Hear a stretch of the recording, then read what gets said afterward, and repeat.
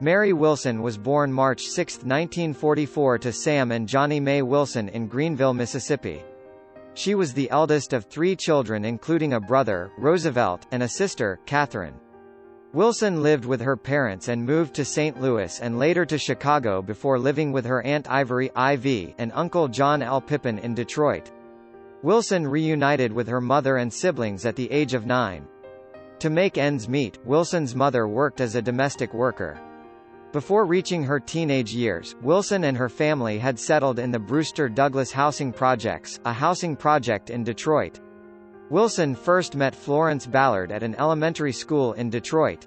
The duo became friends while singing in the school's talent show. In 1959, Ballard asked Wilson to audition for Milton Jenkins, who was forming a sister group to his male vocal trio, the Primes. Wilson was soon accepted into the group known as the Primettes, with Diana Ross and Betty McLown. Wilson graduated from Detroit's Northeastern High School in January 1962. Despite her mother's insistence she go to college, Wilson instead focused on her music career. The Primettes signed to Motown Records in 1961, changing the group's name to the Supremes. In between that period, McLown left to get married and was replaced by Barbara Martin. In 1962, the group was reduced to a trio after Martin's departure. The Supremes scored their first hit in 1963 with the song, When the Lovelight Starts Shining Through His Eyes, and reached number 1 on the pop charts for the first time with the hit, Where Did Our Love Go?, becoming their first of 12 number 1 singles. By 1964, the group had become international superstars. In 1967, Motown president Berry Gordy changed the name of the group to Diana Ross and the Supremes and, after a period of tension, Florence Ballard was removed from the Supremes that July. Cindy Birdsong was chosen to take her place. The new lineup continued to record hit singles, although several stalled outside the top 20 chart range. Ross left the group in early 1970, and at her farewell performance Jean Terrell was introduced as the replacement for Ross. According to Wilson in her memoirs, Berry Gordy told Wilson that he thought of having Sarita Wright join the group in a last-minute change, after Terrell had already been introduced as lead singer, to which Wilson refused. With Terrell, the Supremes recorded 7 top 40 hit singles in a 3-year period. One River Deep, Mountain High was a collaboration with the Four Tops. Other recordings by the trio which charted include, Up the Ladder to the Roof, Stone Love, Nathan Jones, and Floyd Joy. Of these releases, only Stone Love reached a number 1 status R&B chart. Unlike the latter years with Ross, however, all but one of the hits, Automatically Sunshine, succeeded in reaching the top 20 charts, with 2 breaking into the top 10. During this period, Wilson contributed lead or co-lead vocals to several Supremes songs, including the hits Floyd Joy and Automatically Sunshine, and the title track of the 1971 album Touch.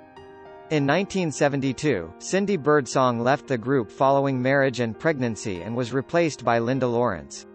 The group's popularity and place on record charts dropped significantly. For the first time in a decade, 2 singles in a row failed to break into the top 40, including the Stevie Wonder penned and produced Bad Weather.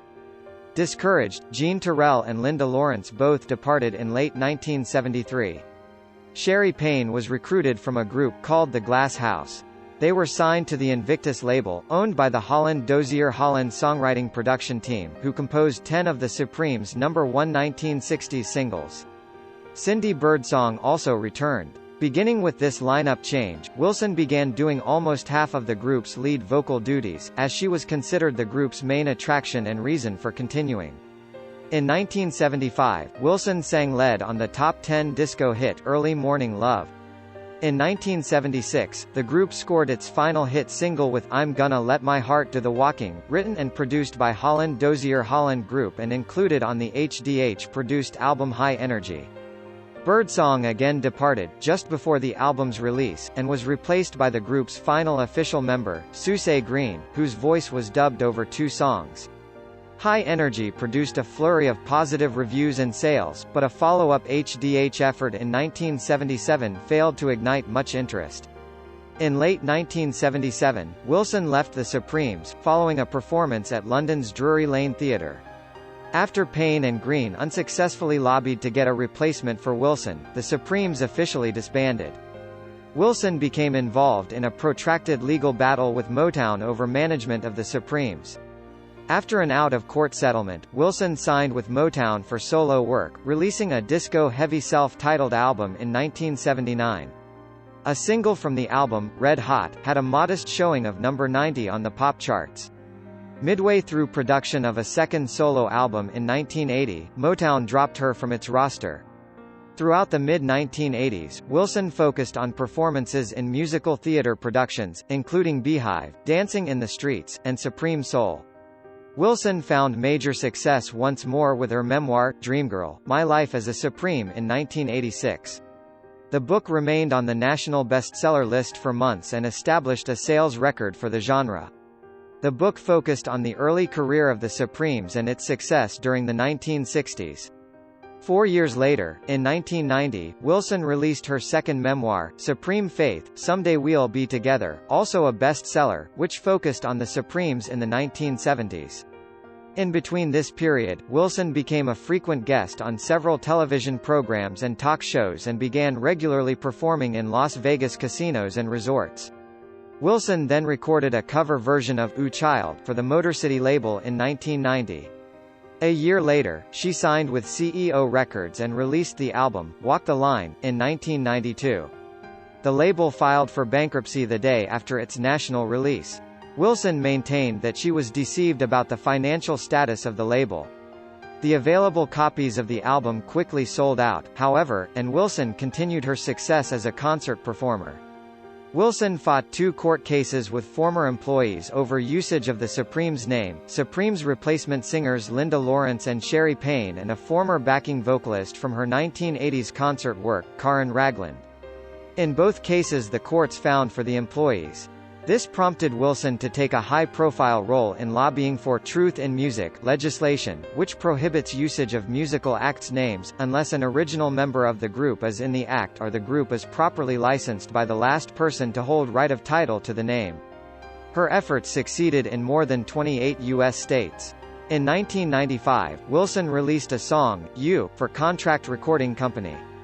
A year later, Wilson released the song, Turn Around, for Dawbridge Records. In late 1999, a proposal to unite all former living Supremes for a summer 2000 tour, was negotiated by Ross and SFX. After securing SFX's interest, Ross had the promoter contact the other former members, refusing to directly negotiate with the other members, in order to spare any hurt feelings among the women. Talks and plans for the tour were well underway before Wilson was contacted by Ross in December 1999. Wilson, upset she had been contacted so late, wanted to speak with Ross directly before beginning negotiations. Ross felt they should speak after negotiations took place. Following Ross's initial contact, she removed herself from the negotiations, leaving them between the women, their representatives, and the promoters. Both Wilson and Ross knew that the real heart of the Supremes was the trio that included the very creator of the group, Florence Ballard. Despite the hard knowledge of show business realities, without Ballard negotiations could only be half-hearted in such a return to the group's past formulations. In 2001, Wilson starred in the national tour of Leader of the Pack, The Ellie Greenwich Story. A year later, Wilson was appointed by Secretary of State Colin Powell as a Culture Connect ambassador for the U.S. State Department, appearing at international events arranged by that agency. In 2006, a live concert DVD, Mary Wilson Live at the Sands, was released. 4 years later, another DVD, Mary Wilson, Live from San Francisco. Up Close, was released. During this period, Wilson became a musical activist, having been part of the Truth in Music Bill, a law proposed to stop imposter groups performing under the names of the 1950s and 1960s rock and roll groups, including Motown groups the Marvelettes and the Supremes. The law was passed in 27 states. Wilson also toured and lectured internationally, as well as across the United States, speaking to multiple groups worldwide. Her lecture series, Dare to Dream, focuses on reaching goals and triumph over adversity.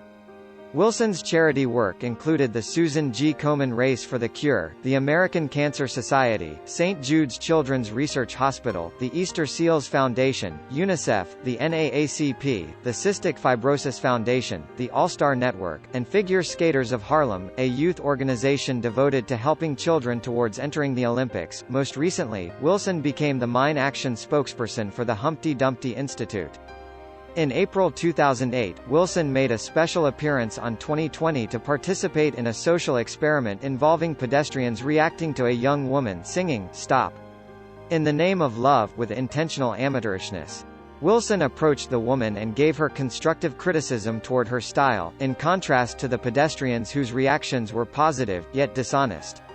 On March 5, 2009, she made a special appearance on The Paul O'Grady Show, which ended in a special performance with her, O'Grady, and Graham Norton. Wilson created the Mary Wilson Supremes Gown Collection, and had the collection tour in an exhibition of the Supremes stage wear. The collection has been on exhibit at the Rock and Roll Hall of Fame in Cleveland, Ohio, and on May 12, 2008, commenced its UK tour, starting at the Victoria and Albert Museum in London. More than 50 sets of gowns are shown in rotation, starting with early formal wear from the early 1960s, and including famous gowns worn on television specials and nightclub appearances by the group in the 1960s and 1970s. Wilson released 2 singles on iTunes, Life's Been Good to Me and Darling Mother, in 2011 and 2013, respectively.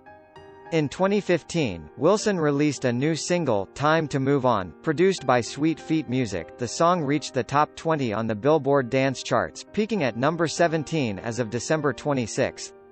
At 36 years and 7 weeks, Mary Wilson holds the record for the longest gap between hits in the Billboard Dance Club Songs chart, as Red Hot debuted on October 6, 1979 and Time to Move On debuted on November 21, 2015. In 2016, an Indiegogo campaign was launched to help raise $35,000 to fund a gay-themed romantic comedy movie, Please Don't Eat the Pansies. The cast includes actor-writer Ronnie Kerr, Andrew Lauer, singer-actor Tom Goss, and Wilson. On August 15, 2019, Wilson published her 4th book, Supreme Glamour, with co-author Mark Bego, dedicated to the history of the Supremes and their fashion, with a detailed section dedicated to the Supremes gowns in her collection. On August 21, 2019, Wilson was announced as one of the celebrities who would compete on season 28 of Dancing with the Stars. Wilson married Pedro Ferrer in Las Vegas, Nevada on May 11, 1974. Their union produced 3 children, Turquesa, Pedro Antonio Jr., and Rafael. Wilson and Ferrer divorced in 1981. Wilson was also the adoptive mother to her cousin, Willie. In January 1994, Mary and her 14-year-old son Rafael were involved in an accident on Interstate 15 between Los Angeles and Las Vegas when their Jeep Cherokee veered off the highway and overturned. Wilson sustained moderate injuries. Rafael's injuries were fatal. As of September 2019, Mary had 10 grandchildren and 1 great-granddaughter, the latter of whom she revealed during the 2nd episode of season 28 of Dancing with the Stars. In 2001, Wilson received an associate degree from New York University. In 2020, Wilson received a Lifetime Achievement Award from the National Newspaper Publishers Association. Wilson was also, along with the Supremes, inducted into National Rhythm and Blues Hall of Fame class of 2013. Wilson also served as the Master of Ceremonies for the National Rhythm and Blues Hall of Fame from 2016 to 2019 and served as a board member. Wilson died in her sleep on February 8, 2021, in Henderson, Nevada at the age of 76. Her cause of death is unknown. 2 days before her death, she had announced on YouTube that she was planning to release new solo material with Universal Music Group, and hoped it would come out before March 6, her birthday. Wilson is survived by her daughter, son, adopted son, several grandchildren, a sister, and a brother.